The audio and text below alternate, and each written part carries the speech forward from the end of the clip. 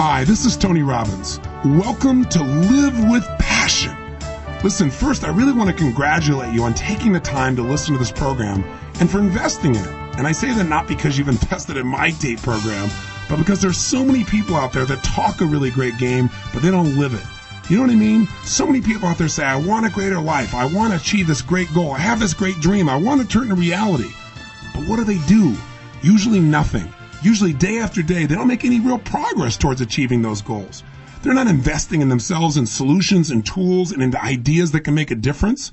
So I want to really congratulate you because you're one of the few who do versus the many who talk. And for that reason, I feel a real kinship with you because what you're doing right now, I've been doing myself for more than 21 years now. What do I mean? Well, I'm talking about listening to audio tapes, attending seminars, reading books, feeling my mind, and then applying what I've learned immediately to get results in my life. And it all started for me many, many years ago, but it started in a day when I finally got fed up, when I finally said, I'm not willing to settle for less than I can be. Never again. And when I found that internal passion, when I made that shift in my life, I've never looked back since then.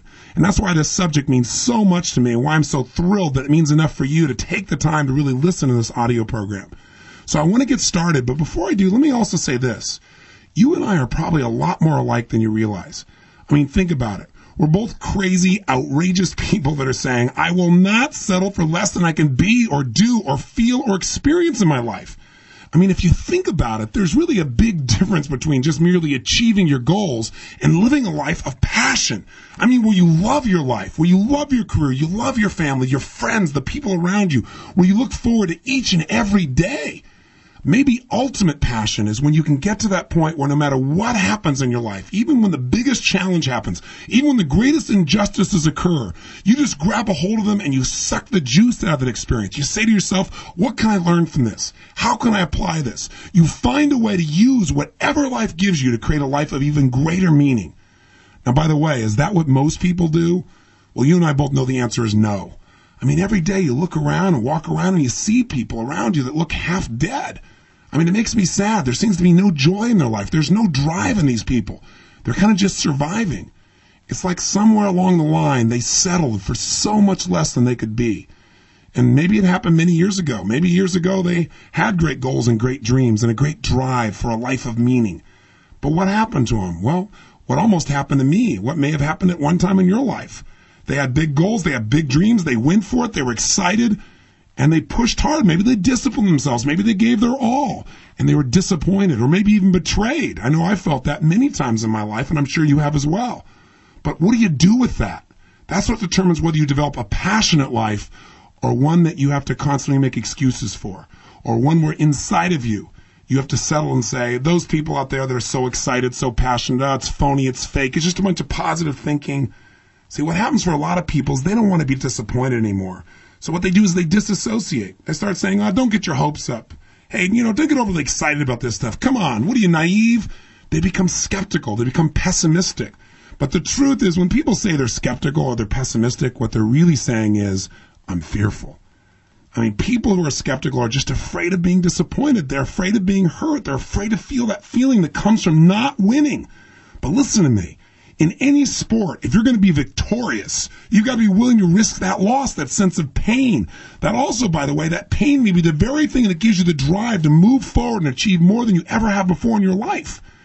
Michael Jordan is someone I've had the privilege of spending some time with. I mean, talk about a genius in the basketball ring. I'm genius in any sport. He's the best that probably has ever existed there. And when I talked to him the first time, I said, listen, Michael, tell me, your career's had many highs, but when did it just explode to the highest level? I mean, to where you knew your game was at its best. He said, Tony, the biggest thing that's driven me, honestly, was pain. He said, when I lost for the third time in those championships to the Detroit Pistons, he said, it ripped out my soul. It hurt so bad inside. He said, I sat there and I cried on the bus. I felt like somebody had stolen my pride. I felt like no one else had given as much as I had. I felt so bad inside. And you know what happened? Something inside of me just shifted. He said, I just was tired of feeling that way.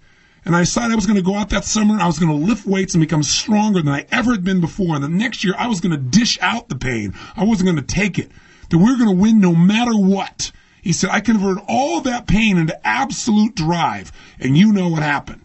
He won 3 national championships in a row for the Bulls. Took a little break from basketball and came back and did it again. I mean, that's real passion. Finding a way inside yourself when you're exhausted, when you're beat, when someone else seems to have more power or more skill or they're having more luck. And somehow you reach down inside and you convert the pain into power, into drive. Results in life don't come from being motivated. Results in life come from taking action, and that's where the rubber really meets the road. That's where the results really show up. So at the end of each of these tapes, don't just turn the tape off. Use the skill that you learn in that tape all day long. Now, I realize some of these skills will be brand new for you. Most of them probably will be. And when you're new at something, you're not good at it yet. But you know what? Do it anyway, even if you fumble at it. It's okay. Because if you'll take it all day long and apply that skill, I can promise you something. By the end of the day, you'll get good. And when you get good, you'll get results. And those results will reinforce you. And that reinforcement will make these things habits. And pretty soon, this idea of living with passion will be something that is just who you are, not something you work at or think about or dream about or desire. It'll be your experience of life. It'll be a positive addiction. It'll make your life greater and greater with each passing day. And by the way, I want you to know that I respect you. I know your life must already be great, or you wouldn't be pursuing ways to make it better. But I want to make sure that by the end of these 6 tapes, there is a measurable difference in the quality of the levels of joy and happiness and passion, and most importantly, results that you experience in your life. So let's get started. Let's not waste any more time. Let's begin to tap into those skills, into those understandings that can give us an even greater quality of life, an extraordinary life, a life filled with passion. Let us begin. The term I have for this session and the tool I want to share with you, I call it quality quantifiers. In fact, the term is much more technical than the actual tool itself, but I think it's an accurate term to describe what we're going to learn. And by the way, this tool is not so much that it's new or so innovative. It's just that once we're aware of it, it can change our life. Now, here's how it came about. Recently, I was putting together a brand new program called The Body You Deserve. And as I was designing the program, I got to the point of thinking about, okay, let's deal with one of the problems with people trying to lose weight, which is just the sense that they've got to have something now. You know that state where you feel like if you don't have it now, you're going to explode? I don't know if you've ever experienced that or not. Maybe not around food, maybe around something else. And I began to look at the dynamic of how that makes people overeat and try to identify what the cause was. So in one of the days, I could really help them create a solution. And as I thought about it, okay, for someone to actually overeat, what has to happen first? First, they got to be triggered. And by the way, isn't this true of any behavior you want to change? Whether it's smoking or drinking, or whether it's getting frustrated or mad or angry or overwhelmed, something triggers us initially. So what kinds of things can trigger us? Well, it can be something internally triggered by us asking ourselves a question or focusing on something internally, or it can be an external cue. It can be something that we see or hear, something someone says, maybe a smell that triggers us.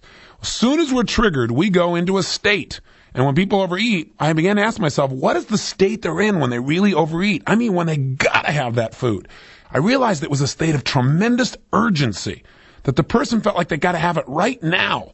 And as I began to explore that, I thought, well, what's creating this state of urgency in people? What's making them have to have that food right now? And I began to realize it was a sense of scarcity.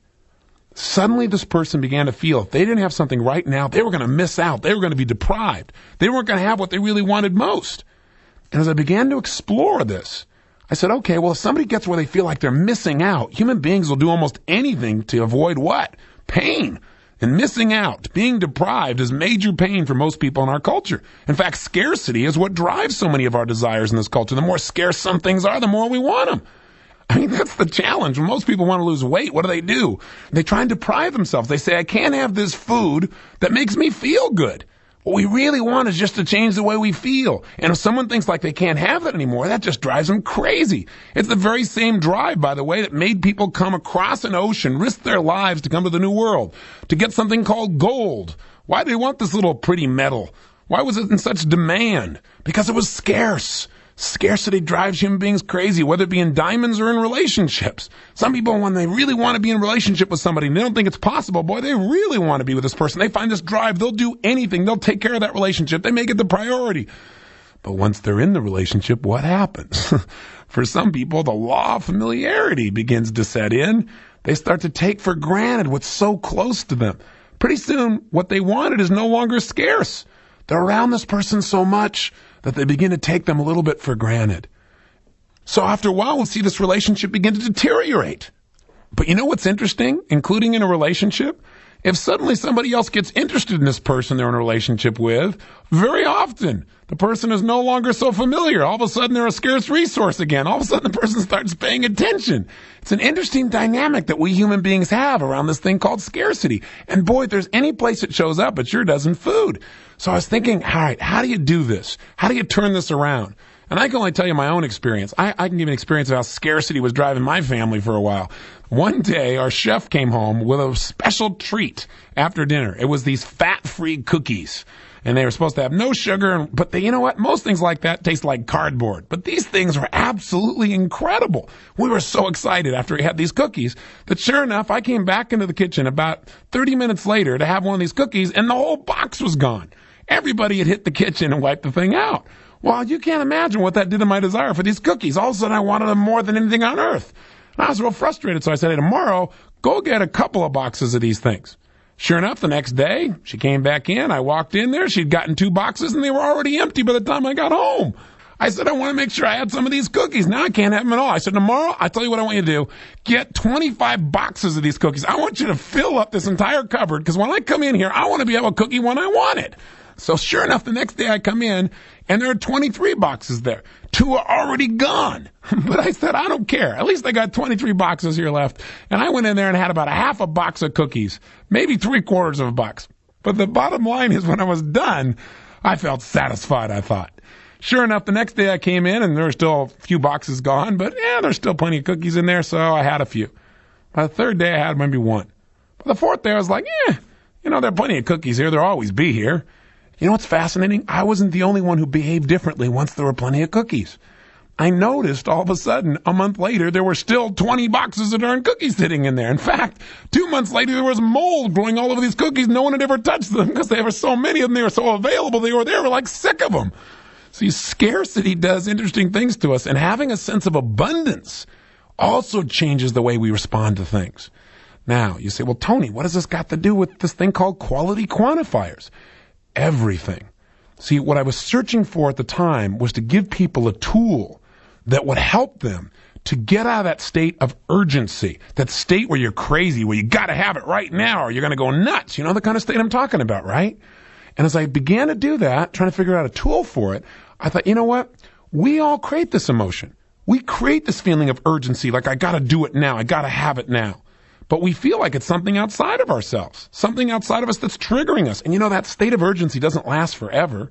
So I thought, how could I give people a sense that they're in control of this? So in a moment, if you started to feel that urgency, you could wipe it out. So you could lower its intensity. And by the way, if you think of any behavior that's in your life that you want to change, it always starts out the same way. Something triggers you. You go into a state where you feel like you have to go to the 3rd step, take action. And oftentimes when you're in a state of urgency, you don't think things through. You just immediately act upon it, sometimes in an unconscious way. And by the way, every action you take takes you to the 4th step, which is consequences. And the bottom line is a lot of people have consequences in their life they don't like because they consistently take actions that are inappropriate, and they do that because they're in such a lousy state or because they feel overwhelmed or they feel like they have no choice.